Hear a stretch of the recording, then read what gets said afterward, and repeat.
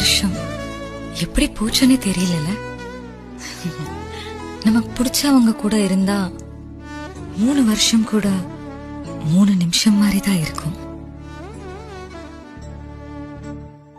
இந்த 3 வருஷத்துல எவ்வளவு எண்ண முடியாத நினைவுகள். ஒரு பையனுக்கு ரொம்ப சந்தோஷமான விஷயம் எதுன்னு தெரியுமா? அவனுக்கு ரொம்ப பிடிச்ச பொண்ணு அவனோட காதலை ஏத்துக்கிறது தான். நான் நினைச்சு கூட பார்க்கல நீ எனக்கு ஓகே சொல்வேன். நான் உனக்கு இப்பதான் ப்ரொபோஸ் பண்ண மாதிரி இருக்கு.